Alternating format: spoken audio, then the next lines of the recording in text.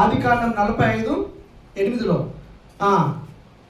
ఫరో తండ్రిగాను అతని ఇంటి వారందరికీ ప్రభువుగాను ఐగుప్తు దేశం అంతటి మీద ఏలికగాను నియమించినాడు.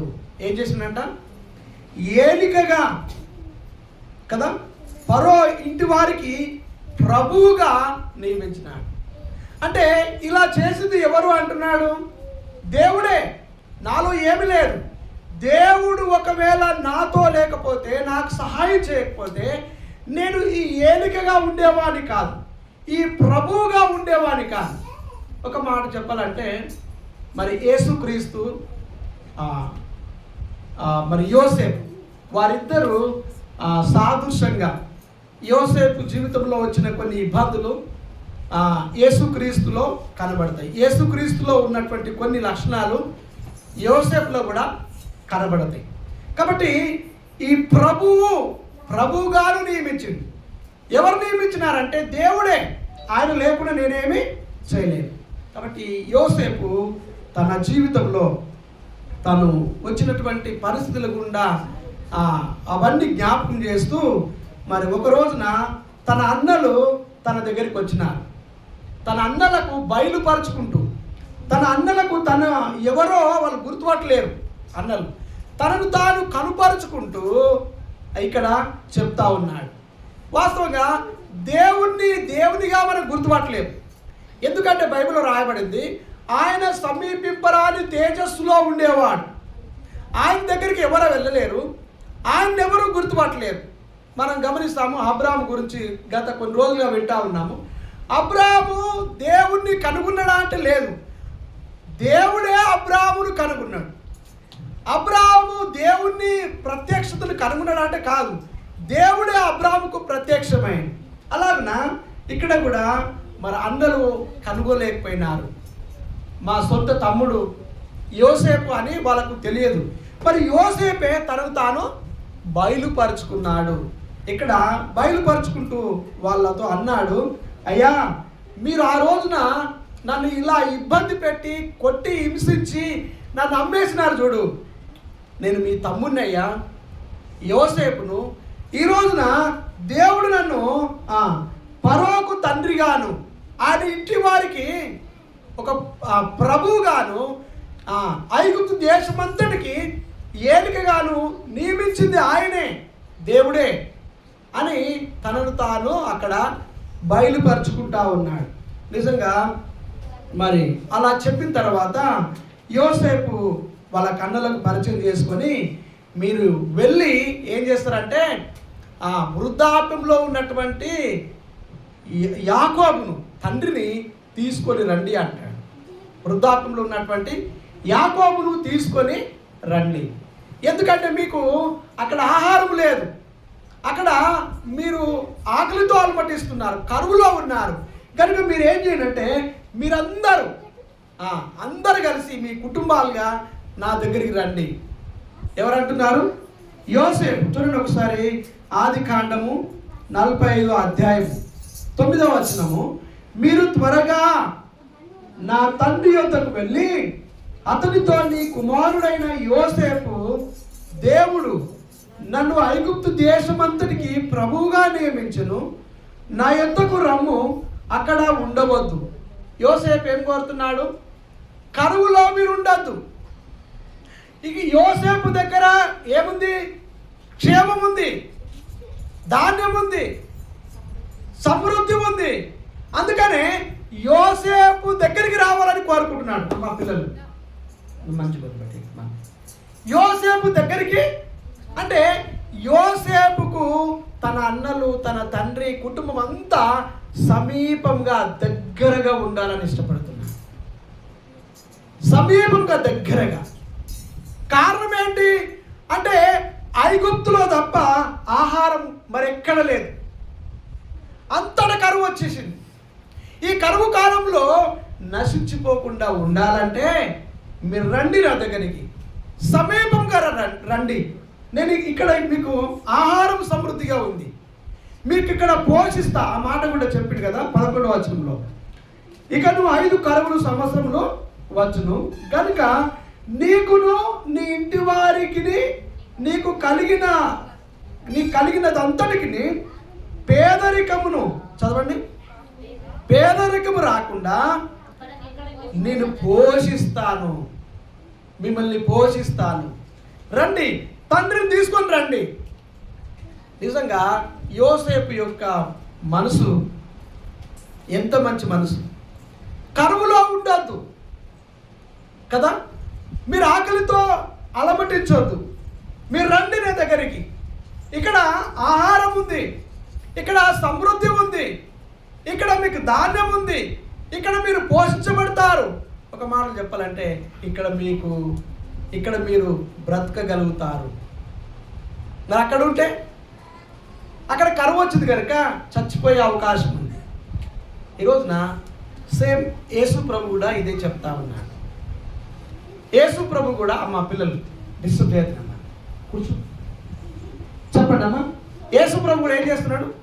ఇదే చెప్తాను, మీరు రండి నా దగ్గరికి, నేను మిమ్మల్ని పోషిస్తా, మీరు నా దగ్గరకు రండి, మీరు సమీపంగా ఉండండి, మిమ్మల్ని కాపాడుతా, మీకు క్షేమాన్ని కలగజేస్తా, మీకు భద్రతను ఇస్తా. యోసేపు అన్నట్లుగానే యేసు ప్రభు జీవితంలో కూడా ఆయన దగ్గరికి వెళ్ళిన తర్వాతనే మనకు ఆదరణ కలిగింది. ఆయన దగ్గరికి వెళ్ళిన తర్వాతనే మన జీవితంలో మార్పు వచ్చింది. ఆయనకు సమీపంగా రానంత వరకు ఏ మార్పు మనలో గమనించలేము. కాబట్టి ఈ రోజున యేసు ప్రభువును కూడా మనం ఒక సందర్భంలో చూస్తే ఇక్కడ యోసేపుకి ఏమన్నారు? ఐగుప్తు దేశం అంతటికి ఏలికగా ఫరో ఇంటికి వారికి ప్రభువుగా నియమించినాడనే మాట చూసినాము. అలాగే యేసు ప్రభు యొక్క జీవితంలో మనం ఒక మాట చూద్దాము. అపోస్తుల కార్యము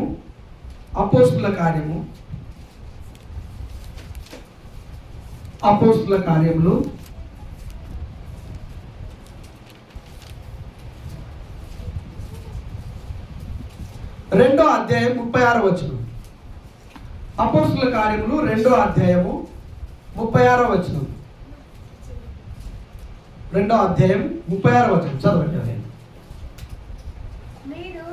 మీరు సిలువ వేసిన ఈ యేసునే దేవుడు ప్రభువుగాను క్రీస్తుగాను నియమించెను. చాలు, అక్కడ మనం చూసినాము యోసేపును ఎట్లా నియమించిందంట?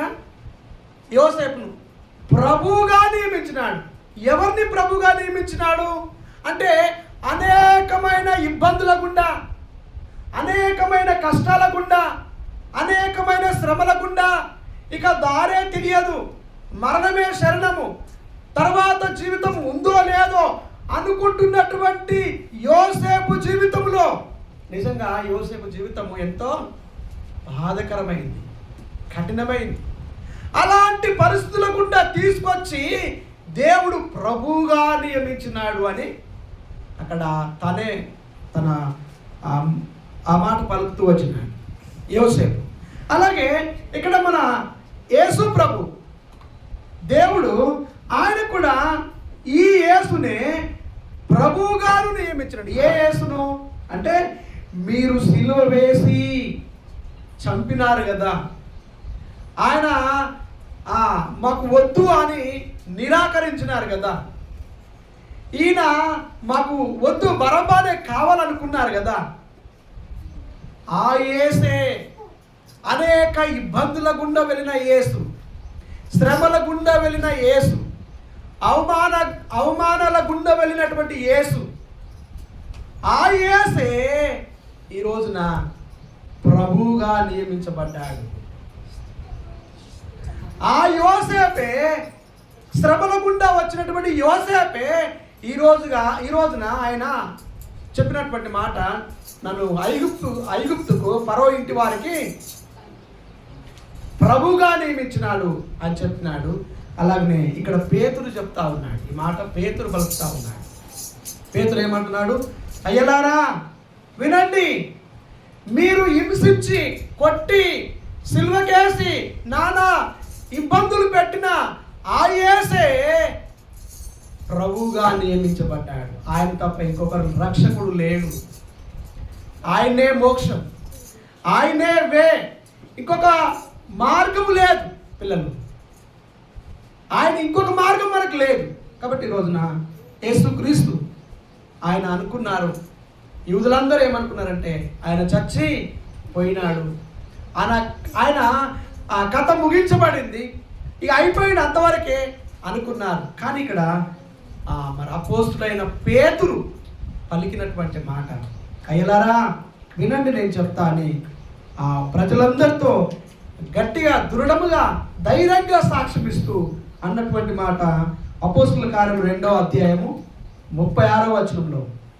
మీరు ఎవరంట? వాళ్ళతో నేరుగా చెప్తున్నాడు, మీరు. ఈ మాట మనం గతంలో కూడా చూసుకున్నాం. మీరు చేసినారు, మీరు చంపినారు, మీరు నిరాకరించినారు, మీరు వద్దన్నారు, మీరే అనే మాట. అలాగనే మీరు సిలువ వేసి ఈ యేసును, దేవుడు ఈ యేసునే మీరు సిలువ వేసి చూడండి. వాళ్ళు అనుకున్నారు చచ్చిపోయి సమాధి చేయబడి అయిపోయింది ఆయన స్టోరీ అనుకున్నారు. ఆయన కథ అక్కడ వరకే ముగించబడింది అనుకున్నాను. మరి పేతురు మరలా వాళ్ళకి గుర్తు చేస్తున్నాడు, అయ్యా మీరు ఆ రోజున సిలువ వేసి చంపినారు చూడు, ఈయన్నే ఏం చేయబడ్డాడు? ప్రభువుగా నియమించబడ్డాడు. ప్రభు అంటే ఏలేవాడు, ఆయనకు మించిన వారు లేరు. ఆయన రాజులకు రాజు, ప్రభువులకు ప్రభు. వాళ్ళు అనుకున్నారు యోసేపును కూడా కొట్టి, వినండి, కొట్టి గుంతలేసేసి ఐగుప్తుకు అమ్మేసిన తర్వాత ఆయన కథ అయిపోయింది, ఎక్కడ చంపబడ్డాడో, ఎవరు ఏమైపోయిందో ఆయన స్టోరీ అక్కడికి ముగించబడింది అనుకున్నారు. కానీ యోసేపు ఏం చేయబడింది చెప్పండి? సజీవుడుగా ఉన్నాడు. అలాగనే యేసుక్రీస్తు మీరు మరణించి కుళ్ళిపోయి చచ్చిపోయి అయిపోయింది అనుకుంటున్న ఆయాసే ఆయన సజీవుడుగా ఉన్నాడు. ఆయన ప్రభువుగా నియమించబడ్డాడు. ఆయనకు మరణము లేదు, ఆయనకు చావు లేదు. ప్రకటన గ్రంథంలో 1వ అధ్యాయం ఈ మాట మనం చూస్తాం. ప్రకటన గ్రంథము 1వ అధ్యాయములో 1వ అధ్యాయం, ప్రకటన 1వ అధ్యాయము 18వ వచనం. నేను మొదటి వాడను, కడపటి వాడను, జీవించువాడను, మృతుడనైతిని గాని ఇదిగో యుగ యుగములకు సజీవుడనై ఉన్నాను. ఆయన ఎవరు అంటే సజీవుడు.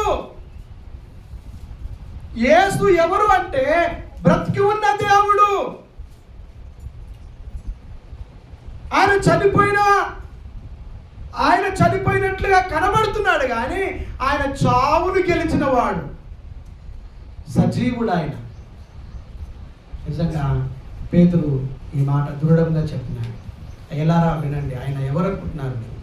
ఆయన సజీవుడు, ఆయన బ్రతికి ఉన్నవాడు, ఆయన మృత్యుంజయుడు, ఆయన మరణాన్ని గెలిచిన వాడు, ఆయన లోకాన్ని గెలిచిన వాడు, ఆయన పాపాన్ని గెలిచిన వాడు. ఆయనకు సాటి అయిన వారు ఈ భూమి మీద ఎవరూ లేరు. ప్రకృతి ఆయనకు లోబడింది. సృష్టి ఆయన చేసుకున్నాడు. ఆయన తన మాట ద్వారా కలగజేసినాడు. మానవుడు తన చేతులతో తయారు చేసినాడు. ఆయన ఏలేవాడు, ఏలికగా ఉన్నవాడు. మనం గతంలో కూడా చూసుకున్నాము. మానవుడిని ఎట్లా చేసిన అనుకున్నాము? ఏలికగా చేసినాడు. కానీ పాపాన్ని బట్టి దాసుడు అయిపోయినాడు. మానవుడు సింహాలను లోపరుచుకున్నాడు. ఇక ప్రతిదీ దేవుడు సృష్టించిన వాటన్నిటినీ లోపరుచుకున్నాడు. అయితే మానవుడు ఆజ్ఞను అతిక్రమించి మళ్ళీ వాటికి ఏమైపోయినాడు? దాసుడు అయిపోయి, పాపానికి దాసుడు అయిపోయి పిల్లలు.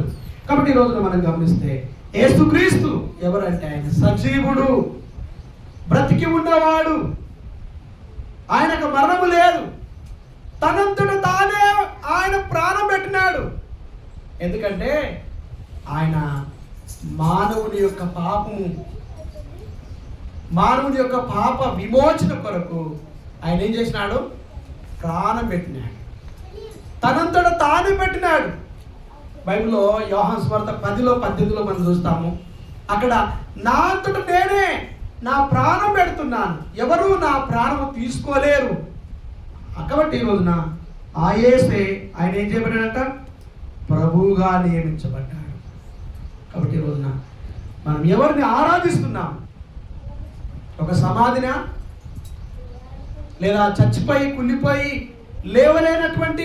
లేవలేని స్థితిలో ఉన్నటువంటి వ్యక్తినా, లేదా ఒక మనిషినా? కాదు. మనం ఎవరిని ఆరాధిస్తున్నామంటే మరణాన్ని గెలిచిన, మృత్యుంజయుడిగా తిరిగి లేచినటువంటి యేసుక్రీస్తును మనం ఆరాధిస్తున్నాం. ప్రభువుగా మనం చేసుకొని ఆరాధిస్తున్నాం. ఆయన ఎవరంటే నా ప్రభువు, ఏలేవాదిగా ఉన్నటువంటి ఆయనను మనం ఆరాధిస్తున్నాం, ఘనపరుస్తున్నాం. ఎందుకొరకంటే మన జీవితంలో కూడా చచ్చిన స్థితిలో నుంచి వచ్చినాం. బైబిల్లో రాయబడింది ఎఫెసీ 2:1 రాయబడింది మనం చూస్తాము. మీ అపరాధముల చేత, మీ పాపముల చేత మీరు చచ్చిన వారై ఉన్నప్పుడు, ఒకసారి చూడండి, చచ్చిన వారమై ఉన్నప్పుడు అంటే ఎలా చచ్చినాము? మన క్రియల ద్వారా, మనం చేసే చేష్టల ద్వారా, మన జన్మతః మనము పాపులము గనుక. ఎఫెసీయులకు రాసిన పత్రిక 2వ అధ్యాయం 1వ వచనం చదవండి. మీ అపరాధముల చేతను, మీ పాపముల చేతను మీరు చచ్చిన వారై ఉండగా ఆయనే, యేసుక్రీస్తే ఆయన క్రీస్తుతో కూడా బ్రతికించింది. ఎవరు ఆరాధిస్తారు చెప్పండి? మృతులు ఆరాధించగలవా? ఎవరు ఆరాధిస్తారంటే బ్రతికున్న వారే, సజీవులే ఆరాధన చేస్తారు. మనం మన్నైతే ఆరాధన చేయగలమా? కాబట్టి ఈ రోజున ఒక భక్తుడు అంటే నేను సజీవుడనై ఆయనను స్తుతిస్తున్నాను. నేను సజీవుడనై, ఎందుకంటే ఆయన సజీవుడు. కాబట్టి ఈ రోజున యేసుక్రీస్తు మనల్ని తన కొరకు బ్రతికించుకున్నాడు. ఇక మన ఇష్టాలను అక్కడ వరకే అవి సమాప్తి చేసినాడు. ఆ మాట కూడా గలతీలు అనుకుంటా, మన గత ఇష్టాలను అవన్నిటినీ మనము దూరం చేసుకున్నాం. అయిపోయింది, గతించిన కాలమే చాలు. ఇక బ్రతికేది మన కొరకు కాదు, మనల్ని బ్రతికించుకున్నటువంటి ఆయన కొరకు మాత్రమే బ్రతుకుతున్నాం. ఒకసారి చదవండి 2:20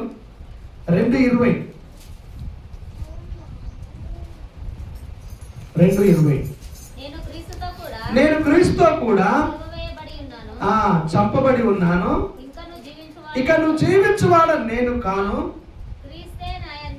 దేవుడే నా యందు జీవించాలి. నేను ఇప్పుడు శరీరమందు జీవిస్తున్న జీవితము నన్ను ప్రేమించి నా కొరకు ఒకరు ప్రాణం పెట్టుకున్నారు, అప్పగించుకున్నారు. నేను ఆయన కొరకు మాత్రమే బతుకుతాను. ఇది మన యొక్క ఆరాధన. నన్ను ఎవరైతే బ్రతికించుకున్నారో నేను ఆయన కొరకు బతుకుతాను. ఎవరైతే నా కొరకు ప్రాణం పెట్టినారో నేను ఆయన కొరకు బతుకుతాను. ఎవరైతే నా కొరకు కన్నీరు గార్చినారో నేను ఆయన కొరకు బతుకుతాను. ఎవరైతే నా ప్రాణంకు బదులుగా ఆయన ప్రాణమును పెట్టినారో ఆయన కొరకు బతుకుతాను. నన్ను ఎవరైతే సజీవునిగా చేసినాడో ఆయన కొరకు బతుకుతాను. ఎవరైతే నా పాపము పైన నాకు విజయం లేనప్పుడు నాకు విజయమును అందించినారో నేను ఆయన కొరకు బతుకుతాను. కాబట్టి ఈ రోజున యేసుక్రీస్తు మనకు తన విజయాన్ని అందించినాడు. ఆయన ఏ విధంగా ఉన్నాడంట? ప్రభువుగా నియమించబడ్డాడు. ఆయన ప్రభువుగా ఉన్నాడు. ఆయన రాజులకు రాజు, ప్రభువులకు ప్రభు.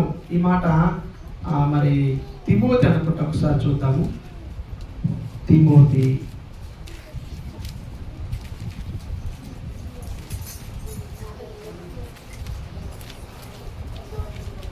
6వ అధ్యాయం 1 తిమోతి మొదటి పత్రిక 6వ అధ్యాయం 16వ వచనం లేదా 15వ వచనం చదవండి. 15 తిమోతి మొదటి రాసిన పత్రిక 6వ అధ్యాయం 15వ వచనం. శ్రీమంతుడును అద్వితీయుడు నాకు సర్వాధిపతి యుక్త కాలముల యందు ఆ సర్వాధిపతి రాజులకు రాజును ప్రభువులకు ప్రభువునై ఉన్నాడు. పేతురు ఏమన్నాడు? అయ్యా సిలువ వేసినటువంటి ఈ యేసే ప్రభువుగా నియమించబడ్డాడు.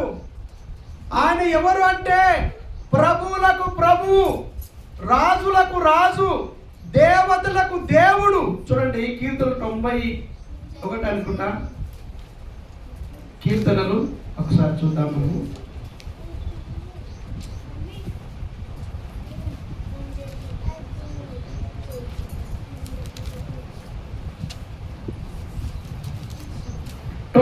కీర్తన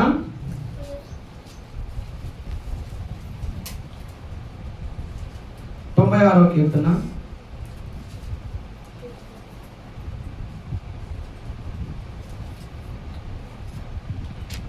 96వ కీర్తన 4వ వచనంలో సమస్త దేవతల కంటే ఆయన పూజనీయుడు అని రాయబడ్డది. అలాగే 97వ కీర్తనలో 7వ వచనంలో సకల దేవతలు ఆయనకు నమస్కారం చేస్తున్నాయని రాయబడింది. అలాగే 97వ కీర్తనలో 9వ వచనంలో 3వ లైన్ చదవండి. సమస్త దేవతలకు పైగా నీవు అత్యధికమైన ఔన్నత్యము పొంది ఉన్నావు. దేవతలకే దేవుడు ఆయన, రాజులకు రాజు, ప్రభువులకు ప్రభువు. ఈ మాట ప్రకటన గ్రంథంలో కూడా రాయబడింది. ఆయన ఎవరంట? రాజులకు రాజు. ఈ లోక రాజులందరిగా ఏమైపోతున్నారు చెప్పండి? అంతరించిపోతున్నారు, గతించిపోబోతున్నారు. ఆయన మాత్రము ఎల్లకాలం ఉండే రాజు, శాశ్వతమైన రాజు. ఆయన రాజ్యానికి అంతము లేదు. కాబట్టి ఈయన ఎవరంటే రాజులకు రాజు, ప్రభువులకు ప్రభువు. ఆయన ఒక్కడే సర్వాధికారం కలిగినటువంటి దేవుడు. కాబట్టి యేసుక్రీస్తు ఈ దేవుడు నీకు దేవుడుగా, నాకు దేవుడుగా అయినాడు. ఈ ప్రభువు నీకు ప్రభువుగా ఉన్నాడు, నాకు ప్రభువుగా ఉన్నాడు. అందుకని మనం ఆయన ఏం చేస్తామంటే ఆరాధన చేస్తాం. ప్రభువా, ఒకప్పుడు మరి నేను ఏ స్థితిలో ఉండినో ఆ స్థితి నుంచి నువ్వు బయటకు తీసుకొచ్చినావు. ఒకవేళ యోసేపు ఇదే ఆలోచన కలిగి ఉండొచ్చు. ప్రభువా, నేను ఎట్లా ఏ స్థితి నుంచి నేను ఈ స్థితికి తీసుకురాబడ్డాను, ప్రభువుగా నియమించబడ్డానంటే కారణము అది నీవే. అలాగే ప్రభువా, మరి ఈ రోజున నేను సజీవుడనై ఉన్నానంటే కేవలం నీ దయ. నేను ఇవన్నీ అనుభవిస్తున్నానంటే నీ కృప. నువ్వు లేకుండా నేనేమి చేయలేను. కాబట్టి ప్రభువా, సజీవుడనై నేను ఈ దినమున నిన్ను ఆరాధిస్తున్నాను, నేను కీర్తిస్తున్నాను. ఒక మాట చూసి మనం ఆరాధన చేద్దాం. 1 పేతురు 3వ అధ్యాయం 15వ వచనం. 1 పేతురు 3వ అధ్యాయం 15వ వచనం.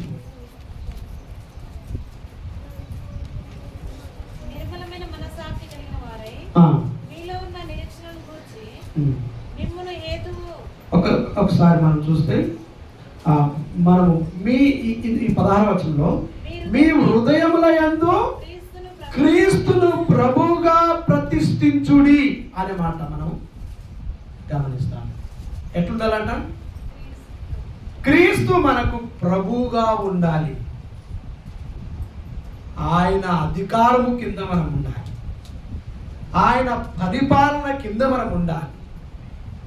ఆయన మనల్ని ఏలాలి, ఆయన మనకు తండ్రిగా ఉండాలి, ఆయన మనకు రాజుగా ఉండాలి, ఆయన మనకు అధికారిగా ఉండాలి, ఆయన పిల్లలుగా మనం ఉండాలి, ఆయనతో మనకు తండ్రిగా ఉండాలి. ఆయన మనల్ని గైడ్ చేస్తాడు, నడిపిస్తాడు. ఆయన మన నాయకుడు. అందుకని మనము ఈ మాటను బట్టి క్రీస్తును ప్రభువుగా ప్రతిష్ఠించు. ప్రభువాను ఉన్నాం, ప్రభువుగా ఉన్నందుకు నీకు కృతజ్ఞత. నువ్వు నాకు రాజుగా ఉన్నందుకు, నీవు నాకు తండ్రిగా ఉన్నందుకు, నువ్వు నన్ను ఏలుతూ ఉన్నందుకు. ఇంతకుముందు వేరే వాళ్ళు ఏలినారు. ఇంతకుముందు మనం దేవుని పిల్లలము కాము, మనం సాతాను పిల్లలుగా ఉంటుంది. సాతాను సంబంధంగా ఉంటుంది, సాతాను యొక్క పనులు చేసినాము. ఇప్పుడైతే ప్రభువా నీ అధికారము కిందికి నన్ను తీసుకొచ్చుకున్నందుకు నీకు వందనాలు. అందుకని ఒక భక్తుడు అంటాడు, సామెతల గ్రంథము 3వ అధ్యాయంలో ఈ మాట చెప్తాడు. 3వ అధ్యాయం, సామెతల గ్రంథం 3వ అధ్యాయం, 3వ అధ్యాయము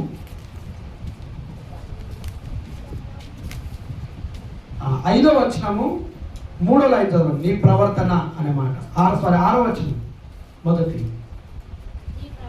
నీ ప్రవర్తన అంతటి అందు ఆయన అధికారానికి మనం ఒప్పుకున్నాం. అప్పుడు ఆయన ఎంత మంచి త్రోవ మనకు చూపించినాడు ప్రభు. మన త్రోవ ఎవరు త్రోవ? యోహాను సువార్త 14:6 రాయబడ్డది, నేనే మార్గమును, నేనే సత్యమును, నేనే జీవమును, నా ద్వారా తప్ప మోక్షానికి, పరలోకానికి, వైకుంఠానికి ఎవరు కూడా రాలేరు. ఇది వే, ఇది మార్గము, ఇది మతము కాదు, ఇది మార్గము. ప్రభువే మార్గంగా ఉన్నాడు. ఆయన మన ప్రభువుగా చేయబడ్డాడు. ఎలా చేయబడ్డారు ప్రభుగా? అంటే మన ప్రవర్తన అంతటిని ఆయన అధికారానికి ఒప్పుకున్నాం. ఒప్పుకొనడం బట్టి మనకు విడుదల, విమోచన. ఆయన మనకు ప్రభువుగా నియమించబడ్డాడు, మనకు ప్రభు. కాబట్టి ఈ మాటను బట్టి మనము ఆరాధన చేద్దాం. ప్రభువా నాకు ప్రభువుగా ఉన్నావు. యోసేపు ఏమన్నా చెప్పండి, దేవుడే నన్ను పరో ఇంటికి ప్రభువుగా నియమించినాడు. నేను ప్రభువును అనలేడు ఆయన. మనం అక్కడ చూస్తే దేవుడే నన్ను ప్రభువుగా నియమించినాడు. ఇక్కడ పేతురు అన్నాడు, అయ్యా మీరు హింసించి, కొట్టి, చంపి, సిలువకేసి ఆ యేసే లేదా ఈ యేసే ఆయన ప్రభువుగా నియమించబడ్డాడు. ఆయనకు మరణము లేదయ్యా, ఆయన మృత్యుంజయుడు, ఆయన మరణాన్ని గెలిచేవాడు, ఆయన సర్వాధికారి. అందుకనే మనం చూసినాం కదా, మొదటి తిమోతి 6:15లో ఆయన సర్వాధికారి, ఆయన శ్రీమంతుడు, ఆయన రాజులకు రాజు, ఆయన ప్రభువులకు ప్రభు, ఆయన జ్ఞానములకు మితి లేదు. కాబట్టి ఆ యేసే మనకు దేవుడుగా ఉన్నాడు, మనకు ప్రభువుగా ఉన్నాడు. ఈ విషయాన్ని బట్టి ప్రభువా నేను ఒకప్పుడు సాతాను పిల్లలుగా ఉంటుంది, సాతానికి సంబంధించిన వ్యక్తిగా ఉంటుంది, సాతాను క్రియలు చేసి ఉంటుంది, సాతాను అధికారంకు లోబడి ఉంటుంది. నన్నైతే ఇప్పుడైతే నీ అధికారంకు లోబడేదానిగా నన్ను చేసుకున్నందుకు నీకు కృతజ్ఞతలు. ప్రభువా నువ్వు నాకు రాజుగా ఉన్నందుకు నీకు వందనాలు. ప్రభువా నువ్వు ఏలేవానిగా నాకు తండ్రిగా ఆదరిస్తున్నందుకు నీకు వందనములు. తల్లిగా నన్ను లాలిస్తున్నందుకు నీకు కృతజ్ఞతలు. నువ్వు కాక నాకు ఇంకా వేరే ప్రభువులు లేరు. ప్రభువా నువ్వు సర్వాధికారిగా ఉన్నందుకు నీకు వందనాలు. కాబట్టి ఈ మాటలను బట్టి మనం ప్రభువును ఆరాధన చేద్దాం.